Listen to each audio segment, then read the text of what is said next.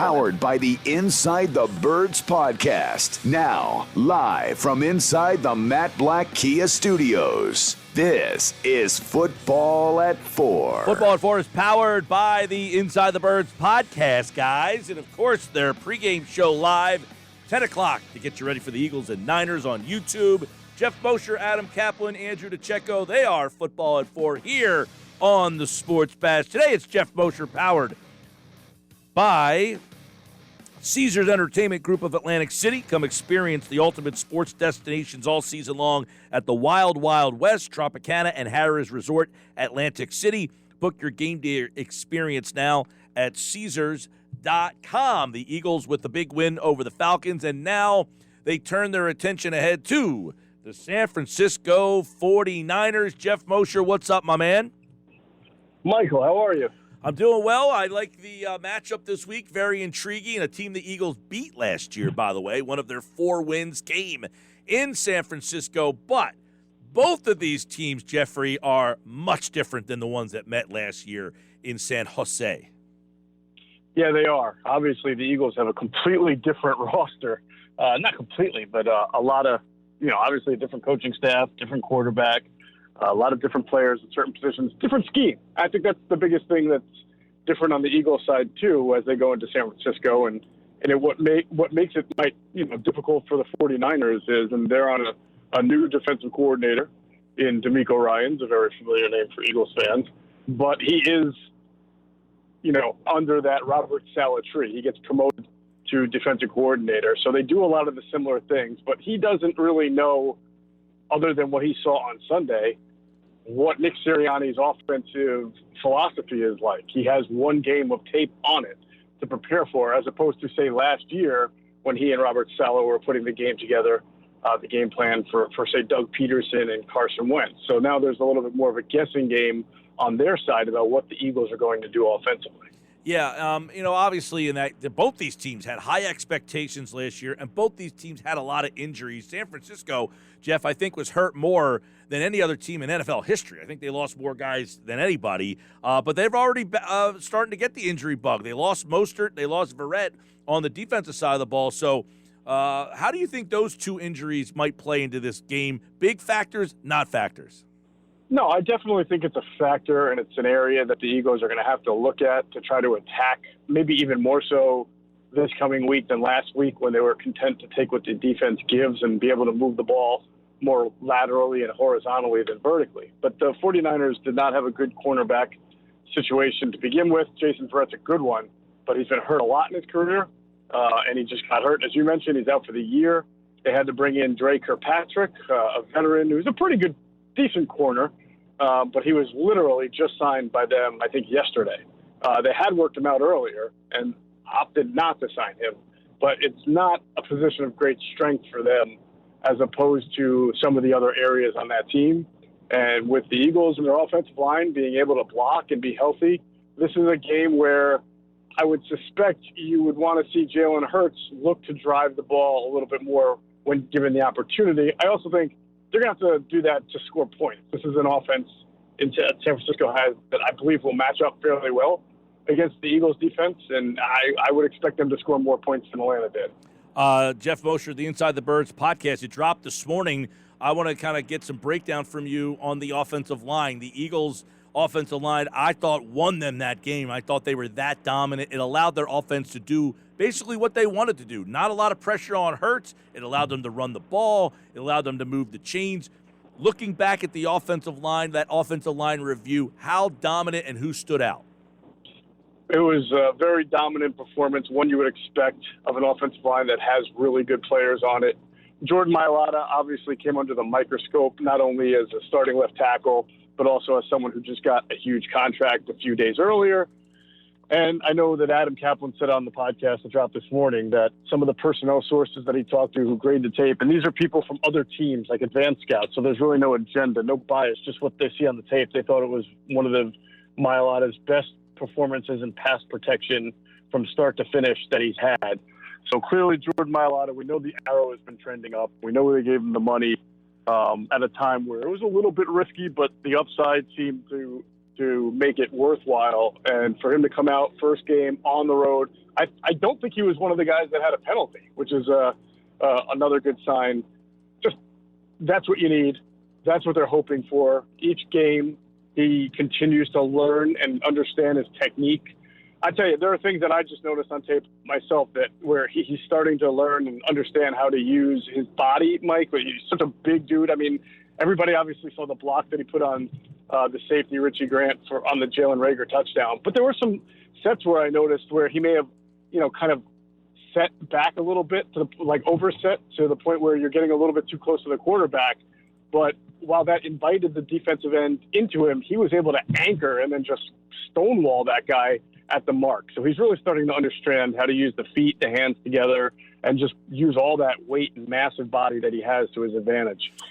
I saw also Pro Football Focus take it for what it's worth that Isaac Seumalo was one of the best pass blocking players on the offensive line, guard, tackle, or center. I mean, if you get him going, he is kind of the thought to be the weak spot in the offensive line. Yeah, it's kind of weird. He is thought to be the weak spot, but only because all the other four have all either made an All-Pro or a Pro Bowl team or both. So he's not a weak player. He's pretty good. He's the type of guy, right? If he became a free agent, I mean, we saw Big V get like $50 million from the Lions a couple of years ago to play right tackle. And Big V was good sometimes and not so good. He was a very inconsistent player, where Sam Howell tends to be more consistent. He's not great, but he's good enough. If he ever hit free agency, he would obviously command a lot of money. So he's a pretty good player. He did have a good game, but I like the way you said, take it for what it's worth, because as we saw, the Falcons really only have one good pass rusher. That's Grady Jarrett. And after that, it's a whole different story this week with the 49ers when you've got Javon Kinlaw and Eric Armstead and obviously Nick Bosa on the edges. This will be a little bit better of a litmus test for how good this offensive line can be. Hey, did you get a chance to kind of break down when they ran the ball? Did they run the ball more to their veteran right side? Did they go behind Mailata? Is he a guy that they feel comfortable running behind, or were they more running towards the right side with Lane Johnson and Brandon Brooks? Yeah, it did feel like, just watching the tape that is available, which is a sore spot. I'm sure you've heard people complain. The All-22 is not out yet, and nobody knows when it's going to come out. And not only that, but even rewatching Game Pass right now is not as good as it used to be a year or two ago when you can just go to separate plays. But I digress. Anyway, it did seem like most of the action was toward the right side. I don't know. That could be situational depending on where the ball was spotted and the hashes and everything, or just the fact that you've got Lane Johnson and Brandon Brooks there. That's great, too. Or whether obviously they came out with 3 straight RPO throws to Quez Watkins on the right side. And, when I watched that, I thought, they're doing RPOs here. And the reason why they're doing it over and over and over is because Atlanta is showing literally the exact same defensive front every single time. So why wouldn't you do that? And, of course, Miles Sanders caught that nice screen that set up Kenny Gainwell's touchdown to the right side as well. So I think it just so happened to be some of their flashy and big gain plays came from the right side. But I don't know if that's a tendency that the coaching staff was trying to exploit or just more taking what the defense was giving. Well, we know this week Bosa, Armstead, they're going to have a much different level of competition. Mailata, I think a lot of people are looking at him because of that contract, and he's the one new guy, and now he'll have Bosa lined up over top of him. That's going to be probably a matchup to watch. Absolutely. The big thing with Jordan Mailata now, you're the starting left tackle. You've got the contract. Last year, anything Jordan Mailata did positive was gravy, right? I mean, he's replacing Jason Peters. The pressure is off. People have no idea what to expect. They know he's huge, but they also know he's a project. And so he had some really good games early on and in comparison, and there was a lot of hype and buzz.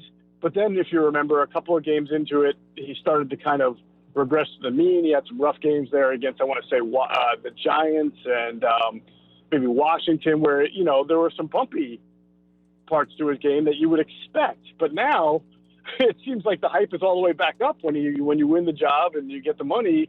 You're expected every week here to go up against a really good pass rusher because every team's got at least one, and they're usually on the edges.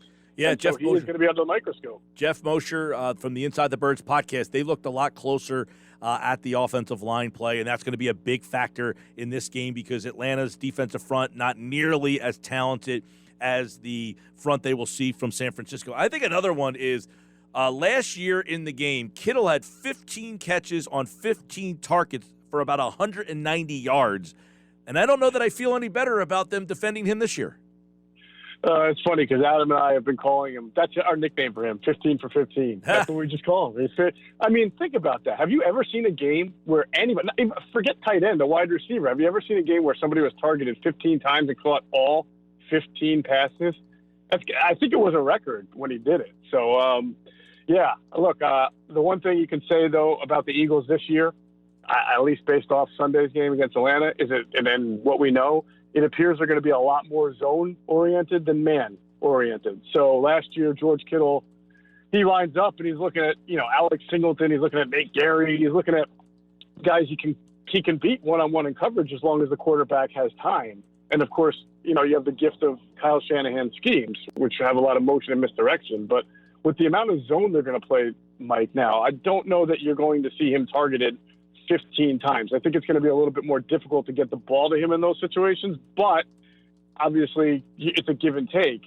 Stopping the run now is going to have to be the key for this defense because they're going to be in that zone and they're going to play a lot of safety deep, and that means they're going to have to do a better job up front of stopping the run game. Yeah. McLeod, I would imagine, not going to play this week? Yeah, I know today they reconvened. I'm waiting for the injury report to come out to see what they officially list on him, but I would think not yet. How did the safety play go without him out there then? I mean, I know Epps got hurt, so you saw a lot of Kayvon Wallace. Did the Eagles like what they saw from their second-year safety? I would think that they did. I mean, it's a little bit of a hard judge because every time Matt Ryan dropped back to pass, especially after the Eagles went up 15-6, it felt like he had a defensive tackle in his lap. So I don't know if the safeties had to work very hard in coverage. But what I like about this defense so far, from safety to corner, areas where the Eagles have struggled in the past, because they're playing zone, because you're seeing more two-shell coverages, Mike, it appears that Jonathan Gannon is just putting these guys in a position where you don't have to guard a guy, you have to guard an area. And as long as you can understand what your zone is, what your area within the zone is, we're going to be all right as long as we're getting our front four pressure. So, when you have to play as man, as much as they've done under Jim Schwartz, you get a little nervous about some of these matchups. When you're playing zone, not much nervous about individual matchups, more as collectively, can we stop the run and can we get to the quarterback enough so that the quarterback can't pick apart our zones. Yeah, I think the Kittle thing will be interesting because that gets the safety involved, it gets the linebackers involved, probably the two areas where they're the weakest. Deebo Samuel had a big game for them. I feel a little bit better. He had a big game for them in week 1, I should say. He didn't do much against them last year. But Darius Slay, Steven Nelson, these two guys, I feel like I feel much better entering games with wide receivers this year, essentially, than I felt in any game last year. Yeah, I think, you have better personnel with Steven Nelson as opposed to a Michael Jacquette or Avonte Maddox on the outside. B, you've got 2 safety coverages, so these guys get a little bit more protection than they have in the past. And then C, by the nature of playing zone and not having to match up individually, there's a little bit of a break there. I'll be curious to see Steven Nelson on Sunday. He's a tough, scrappy corner, physical corner. Book on him is that he struggles with speed receivers, and both Ayuk and Deebo Samuel have a nice little explosive element to their game. So, again, that's why the front four rush or whatever Jonathan Gannon does to create pressure will be very important. Yep. But if Jimmy Garoppolo has a lot of time, that's not going to be a good – I would expect, if he has time, maybe about 7 or 8 targets to Steven Nelson's direction. Hey, Moshe, obviously the run game this week's going to be – Mostert's out. They went with Elijah what the heck was the guy's name that came in? Mitchell. Elijah Mitchell. Man, I forgot his name already. Elijah Mitchell. How can you forget him? How can you forget Elijah Mitchell? I don't know, man. I got a lot of names right on through my head on any given day. Elijah Mitchell just not at the top of my name chart right now. No, but nobody knew who he was 5 days ago. It's all right. he had over 100 yards in the game. And this is where last week, early in the game, a lot of yards on the ground, preseason. We talked about it on Monday, a lot of yards on the ground. What did you see about the scheme change, or if they did anything that would change that this week with this kid Mitchell, who, is an explosive player from what we saw? Yeah, I mean, Mike, you and I are going to be like 80 years old someday and watching NFL games, and Kyle Shanahan's kid is going to be directing an offense in the NFL, and he's going to be taking guys off the street and turning them into 100-yard rushers. I mean, this is, Mike Shanahan did it, Kyle Shanahan does it, and then I'm sure the next Shanahan child will be doing the same thing. It's really, and I'm not trying to take anything away from Elijah Mitchell, but we see it. It's the scheme. It's what they do with the motion, the misdirection, the eye candy, the spread that they bring in, the West Coast concepts that create big gaps for running backs to be able to take advantage of. And it totally wouldn't surprise me at all, Mike, if now that everybody's talking about Elijah Mitchell, if Kyle Shanahan made Trey Sermon active and gave him the ball 25 times, just out of the element of surprise for the Eagles who hadn't, or anybody who hasn't yet seen him because he was inactive week 1. Yeah. So it's not about Elijah Mitchell. It's about the running game. It's about what they want to do to disguise what they are going to do. So much hype this week around. I feel like I turned around, our studio set up, the TV's over my shoulder. I feel that every time I turned over, Sal Palantonio was on TV from NovaCare Complex. They're talking about Jalen Hurts. His jersey sales, 500% increase for Jalen Hurts. The ticket sales, the price increased by 50% on tickets. How does Nick Sirianni, a young first-time coach, keep the excitement level down and focus on a good 49ers team? That's a great question. By the way, I saw Sal Pal today when I was down at the NovaCare. Looking good as always, as he does. I would say this. I don't know that it's Nick Sirianni who tempers everybody's enthusiasm, because he's kind of an enthusiastic guy. If anything, he's probably the Pied Piper of, hey, let's all enjoy what we've got here. But, I was there for Jalen Hurts' press conference, and and as I have been since going back to last year, I was impressed with his ability to just move on, process, diagnose, and then discard. Like he was asked about the jersey sales. He said his answer was pretty cool. He was like, look, that's great. I'm glad kids are buying my jersey. I want to continue to give them a reason to do that and be happy about it. And that was about it. Like, he's not a very expansive guy in his press conferences, and he's not a guy who appears to get very high about doing well or low about doing poorly. So I think he's got the right demeanor so far. I mean, we know that as games go by and you get to learn more about people and you'll see different patterns develop. But so far, he seems to have the perfect mentality to just allow all this hype to build without really affecting his mindset. All right, Geoff Mosher, I have the injury report here. Oh, yeah. Brandon Brooks did not practice knee/rest, so that, I guess, feels pretty good there. Marcus Epps, DNP. Zach Kurtz, Ryan Kerrigan, personal matter. J.J. Arcega-Whiteside. They are all your DNPs. LPs, Fletcher, Brandon, Lane, Jason, Darius, all rest. Miles Sanders, rest. Landon Dickerson, knee. Calf Taylor, McLeod, knee. So essentially it's the same three guys as last week, and everybody else is resting. Yes, everything. I would say so. I guess rest is now considered an injury. You're on the injury report with rest. Right. We are making sure we cross all the T's, dot all the I's. If you are taking the day off, we need to put you on the list. Yeah, I would say that's pretty interesting here. It says Davion Taylor is a full participant, though. I can't remember if he was limited or full at the end of last week. Landon Dickerson, too. Full participant. Davion Taylor, full. Yep. Wow, that's really good for the Eagles. Good for both of those guys. Apparently, Dickerson, Moshe, was in on the field goal team. Yeah, I did see that. He was in on the field goal team. Now, here's an opportunity to get him on the field if he's ready to go and medically cleared as a sixth offensive lineman, maybe in goal line packages, maybe in short yardage, maybe in the middle of the field on 2nd and 3, and you're acting like you want to pick up 3 yards on a run and you spring a play action out there. So I've always had the sense, Mike, not reporting this, just always had the sense that when he was ready to go, that they're going to try to get him on the field in some form or fashion. And so here we go. We'll see if he makes it on the field on Sunday in some way. This will be interesting, too. If Seumalo ends up having some great year, where he's constantly rated as one of the best guy, yada, yada, yada, that's the spot that everybody anticipates. I guess Kelsey, if he hangs him up, then he goes to maybe play center. But, that would be an interesting story. If Seumalo plays so well that spot's not really up for grabs, how do you find a spot to get him on the field? Well, I guess there's some other aging players on this team, Brooks and Johnson. But Kelsey, I guess, is coming to the end. I know that you and Kaplan talk about this almost every year. If he feels like playing, we'll find out. Exactly. I mean, there's optionality here. Seumalo could have a really good year.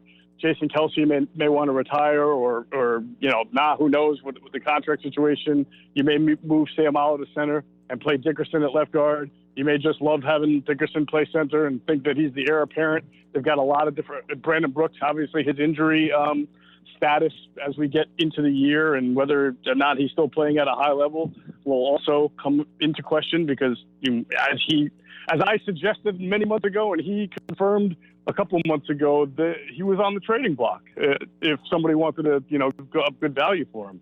So we'll have to see.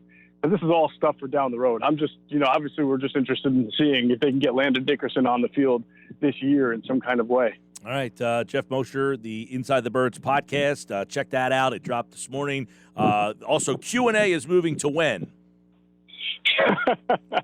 So it was originally going to be moved to today, Tuesday. Then we decided to move it to Thursday because we wanted to give those guys an opportunity to watch the tape and break it down and give analysis. But now that all 22 seems to not be coming out anytime soon, I don't know what we're going to do. So they're going to be Thursday this week, and then maybe we'll change it again next week. All right. Well, follow them at Inside Birds on Twitter to get all the latest information on when that because it's a great show between Jason Avant, Quentin Michael, and then the pregame show on Sundays on YouTube from Inside the Birds. Tomorrow, Andrew DeCecco and Adam are flip-flopping this week. So Adam will be on Friday. Andrew will be on Thursday. That's Geoff Mosher right there. All right, Moshe. Appreciate it, pal.